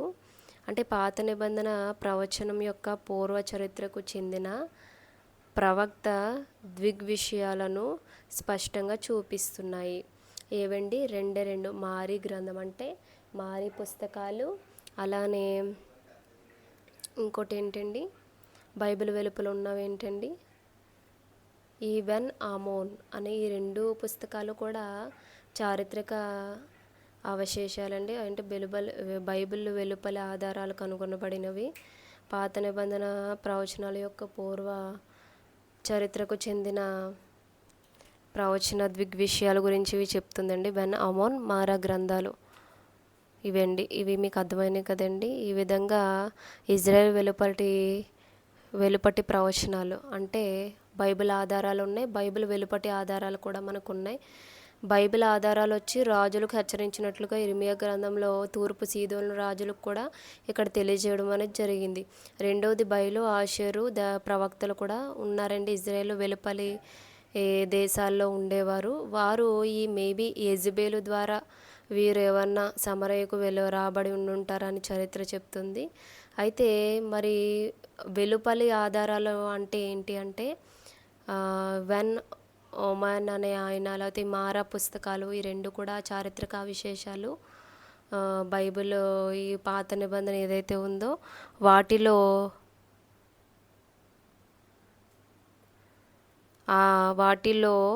పూర్వ చరిత్రకు చెందిన దృగ్విషయాలన్నీ కూడా స్పష్టంగా ఇక్కడ మనకి చూపిస్తున్నాయండి. ఈ విధంగా మనకి ఇక్కడ కనిపించింది.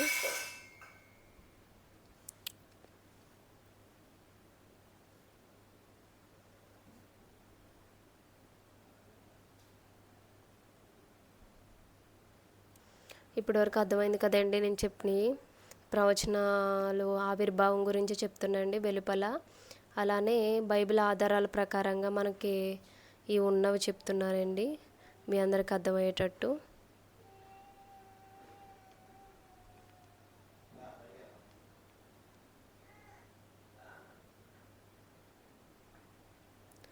ఈ విధంగా మనం నేర్చుకుంటే మనకి ఇంకా బాగా అర్థమవుతుందండి ఎలా ఆవిర్భవించబడ్డాయి, వెన్ ఓమోన్, ఈ మారా గ్రంథాల అవశేషాలు ఏం చెప్తున్నాయి, ఈ పాత నిబంధన స్పష్టంగా దిగ్విషయాలను చాలా స్పష్టంగా చెప్పడం, ఇవన్నీ కూడా మనం చూస్తాం కదండి. ఈ విధంగా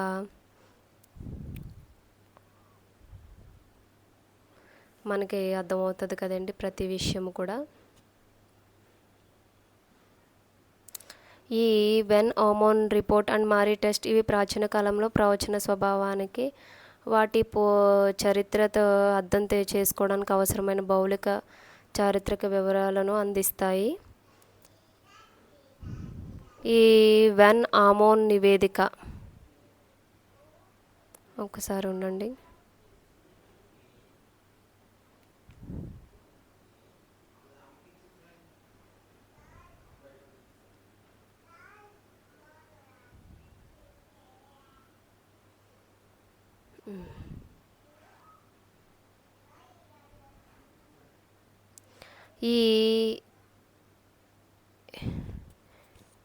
ఈ వెన్ ఆమోన్ రిపోర్ట్, మారీ టెస్ట్ ఇవన్నీ కూడా ప్రాచీన ప్రవచన గ్రంథాలు అయితే ఈ వెన్ ఆమోన్ రిపోర్ట్ అనేది నివేదిక, వెన్ ఆమోన్ నివేదిక అనేది ఏం చెప్తుంది అంటే దీన్ని ఎప్పుడు కనుగొన్నారంటే ఈజిప్టియన్ నివేదిక. ఇది ఒక ఈజిప్టియన్ అంటే ఈజిప్ట్ దేశానికి సంబంధించిన నివేదిక. దీన్నే వెన్ ఆమోన్ నివేదిక, వెన్ ఆమోన్ నివేదిక అని పిలుస్తారు. దీన్ని 1991లో కనుగొన్నారండి. 1891లో కనుగొన్నారు. దీన్ని 1899లో అనువదించారు, ప్రచురించారు. ముఖ్యమైన సంఘటన బాబ్లోస్ అనే ప్రాంతంలో ఒక యువకుడు పరవశ స్థితిలో వెళ్ళి దైవిక సందేశాన్ని చెప్పడం, ప్రవచనం పలికినట్లు ఇందులో ఉందండి.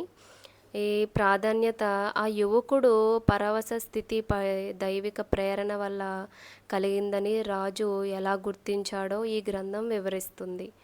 ఈ వెన్ ఆమోన్ అనే నివేదికలో ఒక ఇది 1891లో దీన్ని కనుగొంటే 1899లో దీన్ని ప్రచురించారండి.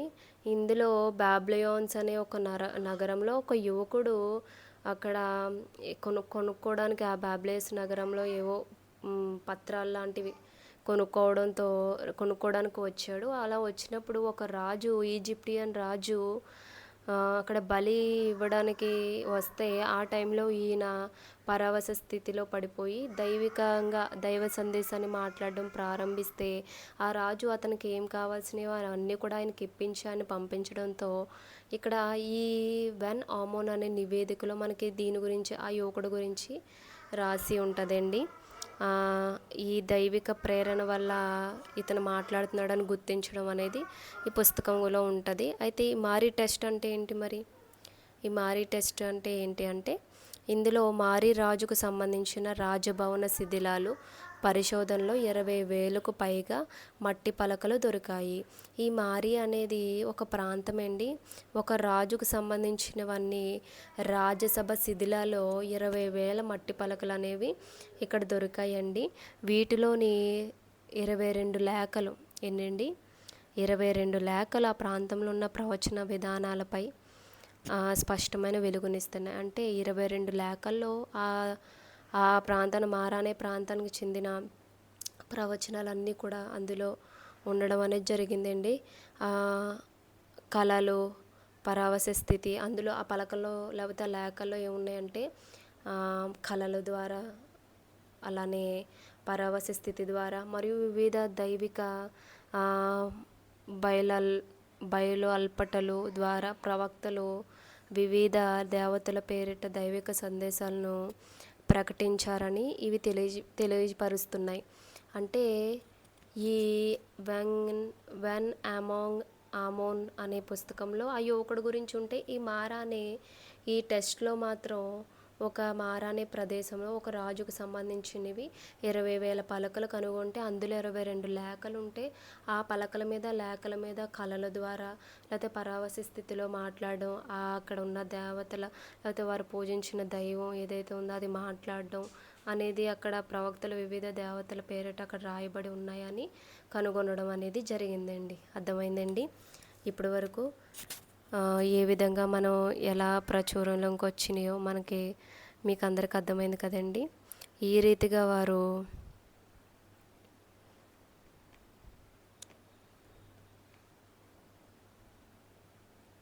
కనుగొన్నారు కదండి. అంటే ఈ ప్రవచనాలు అనేవి ఓన్లీ మనం ఇజ్రాయేల్కి మాత్రమే అనుకున్నాం. కానీ చూసే కొలది అవి ఈజిప్ట్ దేశానికి చెందినవి దొరికినాయి. అలానే ఆ చుట్టుపక్కల ఉన్న కొన్ని ప్రదేశాల్లో మారా వంటి ఇలాంటి ప్రదేశాల్లో దొరకడం, అవన్నీ మళ్ళీ దాన్ని సేకరించడం, ఇవన్నీ కూడా మనకి బాగా అర్థమవుతాయి కదండి. ఈ విధంగా దీన్ని మనం కనుగొనడం అనేది జరిగింది. అయితే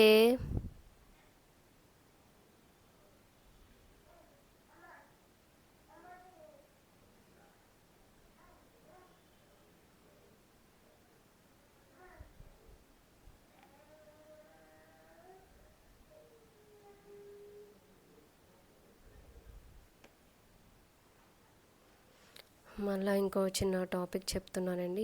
ఈ ప్రవచన ఆవిర్భావం గురించి నేను వివరిస్తున్నానండి.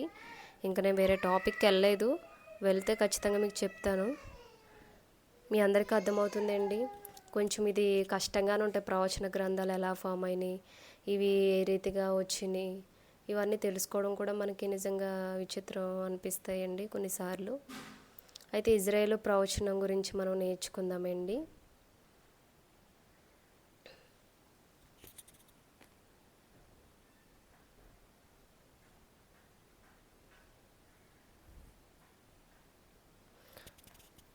ఇజ్రాయేల్ ప్రవచనము చారిత్రాత్మక ప్రాధాన్యత. ఇజ్రాయేల్ చరిత్ర, ప్రవక్తలు మరియు వారి ప్రవచనాలు ఒక ఉత్కృష్టమైన స్థానాన్ని కలిగి ఉన్నాయి. బైబిల్ రచయితలు వీరికి ఒక ముఖ్యమైన మార్గదర్శకులుగా ఉండేవారు. అయితే చారిత్రాత్మక ప్రాధాన్యత ఎలా ఉండేదంటే ఇజ్రాయేల్ ప్రవచనాల్లో ఇజ్రాయేల్ చరిత్రలో ప్రవక్తలు మరియు వారి ప్రవచనాలు కూడా ఒక ఒక స్థానాన్ని కలిగి ఉండేవండి. అంటే బైబిల్ రచయితలు వీరు ఒక ముఖ్యమైన ఒక మార్గదర్శులుగా తీసుకోవడం అనేది జరిగింది. ప్రవక్తలు చెప్పే ప్రతి ఒక్క ప్రవచనాలు కూడా. రాజకీయ పాత్ర. రాజులకు సలహాలు ఇవ్వడంలో, వారి తప్పులను ఎత్తి చూపడంలో మరియు దైవిక తీర్పులను ప్రకటించడంలో ప్రవక్తలు కీలకమైన పాత్ర పోషించారు. ఇప్పుడు ప్రవక్తలు అంటే దేవుని మాటలు చెప్పేసేవారే కాదండి. ఆ టైంలో ఏదన్నా ఎవరైనా రాజు తప్పు చేస్తున్నాడంటే దావీదు తప్పు చేసినప్పుడు ప్రవక్త వెళ్ళి మాట్లాడడం మనం చూస్తాం కదండి. అలాగే ఇక్కడ కూడా రాజులు మరి వారు చేసిన వారికి సలహాలు ఇవ్వడంలో దానియేలు ఎన్నో సలహాలు రాజులకు ఇచ్చేవాడు కదండి. అలాగే సలహాలు ఇవ్వడం, వారు తప్పు చేస్తే దాన్ని నిందించడం, ఎత్తి చూపడం వారి తప్పులు, ఇలాగే దైవిక తీర్పులు ఉండడం, ప్రకటించడం, ఇలాంటివన్నీ కూడా ప్రవక్తలు కీలకమైన పాత్ర అనేది పోషించేవారు. వారు రాజులు దైవనందిన జీవితంలో మరియు వారి పరిపాలనలో అంతరాత్మకంగా ఉండేవారు. వీరు ప్రవక్తలో రాజుల కాలంలో కూడా వారికి పరిపాలనలో కూడా వీరు ఒక పాత్ర కింద ఉండేవారండి, ఈ ప్రవక్తలు అనేవారు. అయితే సామాజిక స్పృహ మరియు సంస్కరణలు. సామాజిక న్యాయం అంటే క్రీస్తు పూర్వం మనం 8వ శతాబ్దంలో చూస్తే 8వ శతాబ్దానికి చెందిన ప్రవక్తలు సమాజంలో ఉన్న పేదరికం, అణిచివేత మరియు లంచగొండితనం వ్యతిరేకతను గలమెత్తేవారు. నాటి సామాజిక అసమానతను వారు తీవ్రంగా ఖండించేవారు. ఈ 8వ శతాబ్దానికి చెందిన ప్రవక్తలు ఎవరైతే ఉన్నారో వీరు ప్రతి ఒక్క విషయంలో కూడా స్పందించేవారు. సామాజిక విషయాల్లో అంటే తప్పు చేస్తే లంచగొండితనమైన లేకపోతే అణిచివేయడం, పేదవారు డబ్బున్నవారు అణిచివేయడం, ఇలాంటివన్నీ జరుగుతున్నప్పుడు వారు వ్యతిరేకించేవారు అనమాట సామాజిక విలువల విషయంలో కూడా. నెక్స్ట్ మతపరమైన తిరుగుబాటు. ప్రజలు మరియు పాలకులు విగ్రహారాధన వైపు మళ్ళకుండా కేవలం దేవుని మార్గంలో నడిచేలా ప్రవక్తలు నిరంతరం హెచ్చరిస్తూ ఉండేవారు. మతపరమైన తిరుగుబాటు చేసినప్పుడు కూడా ప్రవక్తలు ప్రజలను దేవుని వైపు నడిపించడం, ఈ విధంగా వీరు కర్తవ్యం అనేది ఉండేది. ప్రవచన సాంప్రదాయం. తరాల పాటు ఈ ప్రవచన సాంప్రదాయం ఎలా కొనసాగిందో, సామాజిక రాజకీయ వ్యవస్థలపై అది ఎలాంటి ప్రభావం చూపిందో ఈ గ్రంథాలు స్పష్టం చేస్తున్నాయి. అసలు ప్రవచన సాంప్రదాయము ఎలా తరాల పాటు వచ్చింది, అది ఎలా సాంప్రదాయం కొనసాగింది, ఈ రాజకీయ వ్యవస్థలపై ఏ విధంగా ఇది ప్రభావం చూపిందన్నది కూడా ఈ గ్రంథాలు స్పష్టంగా మనకి చెప్తున్నాయండి.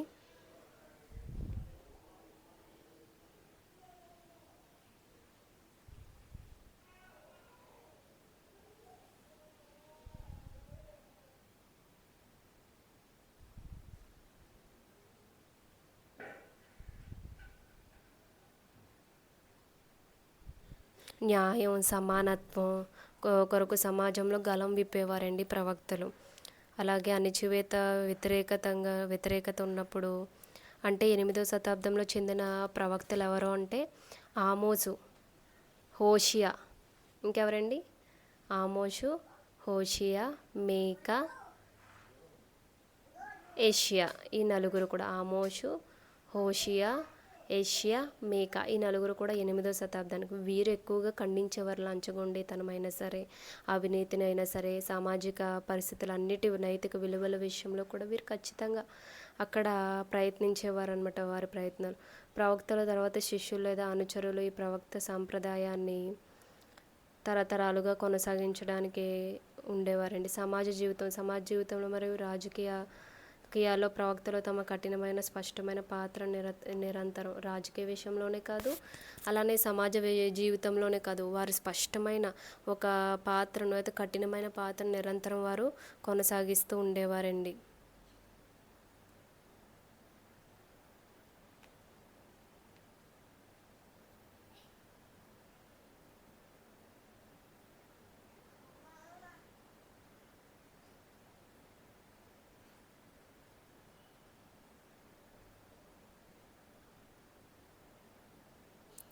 నెక్స్ట్ వీరు వెలుపల ప్రవచనం అయిపోయింది కదండి.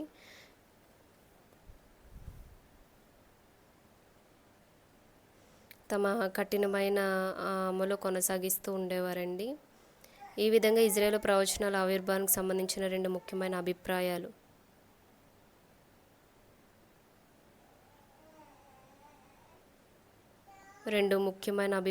అనేవి ఉన్నాయండి. అవి ఏంటో నేర్చుకుందాం.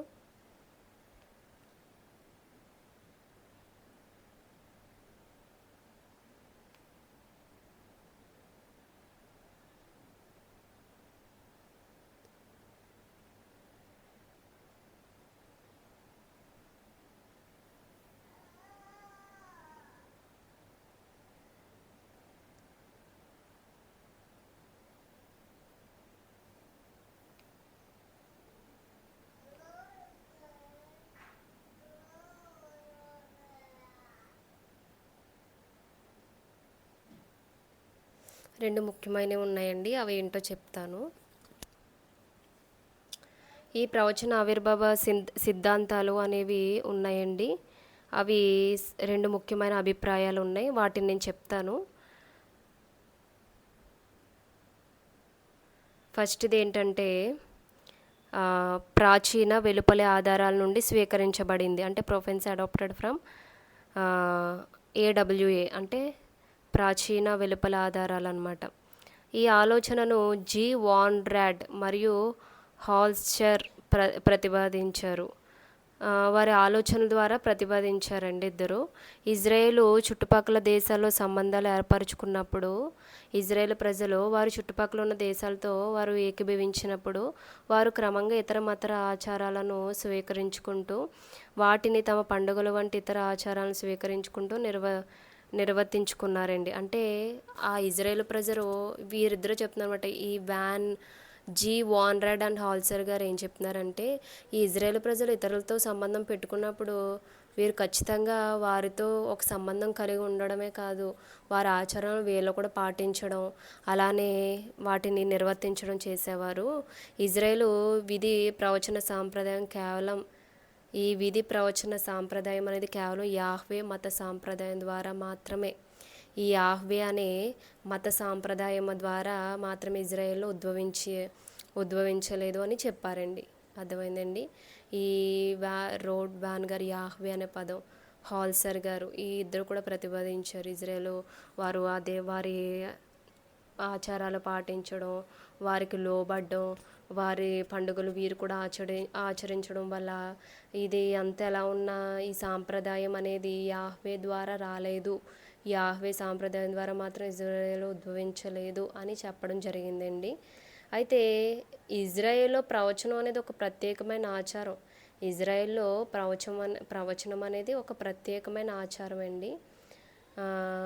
ఈ ఆలోచనను జేజీ ఎల్చోడిట్ ఈయన ఏం ప్రతిపాదించారంటే ఆయన ప్రవచనం అనేది ఇజ్రాయేలు మతానికి మాత్రమే ప్రత్యేకమైన ఒక విశిష్టమైన వ్యవస్థ అని వాదించారు. ఆ ప్రవచనాలు అనేవి ఓన్లీ ఇజ్రాయేల్ మతానికి చెందినవే.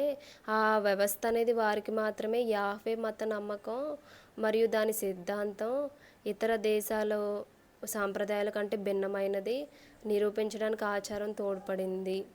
అంటే ఇతర దేశాలతో పోల్చుకుంటే యాహ్వే అనే మతం లేకపోతే వారి సాంప్రదాయం వేరే, చాలా భిన్నమైనదని ఈయన జేజీ ఎల్చోట్ గారు LCHRODT చార్డెట్ అనే ఆయన ప్రతిపాదించారు. వారేమో యాహ్వే పదం ద్వారా ఉద్భవించలేదని వారు చెప్పారు, వాన్రాడ్ హాల్సర్ గారు. ఈ విధంగా చెప్తే ఈ లిండ్బోమ్ కూడా ఈ అభిప్రాయాన్ని మద్దతు ఇచ్చారు. ఈయన ఒకలే కాదు, జేజీ ఆయన ఎల్చోడ్రెట్ అయితే చెప్పారు, లిండ్ బోమ్ కూడా తన అభిప్రాయాన్ని ఆ విధంగానే మద్దతు ఇచ్చారండి. ఈ విధంగా వారు మద్దతు ఇస్తే అసలు ప్రవచనాత్మక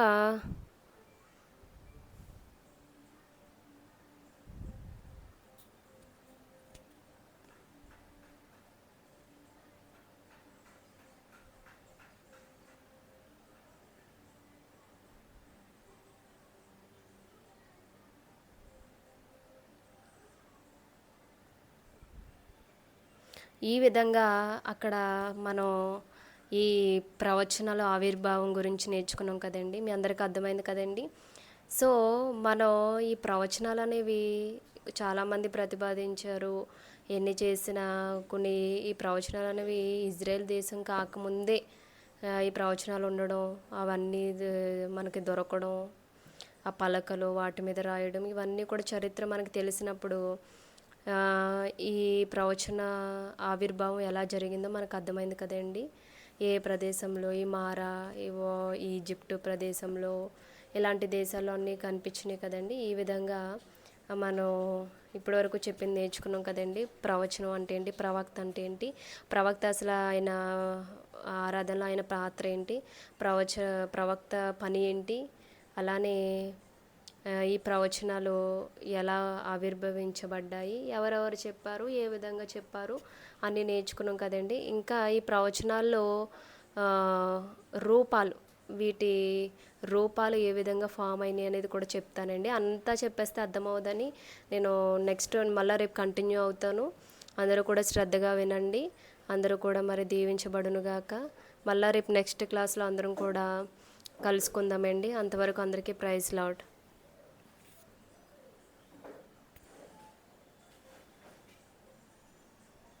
ఏండి అయిపోయింది, అవ్వలేదు కానీ నేనే ఆపేసాను ఎందుకంటే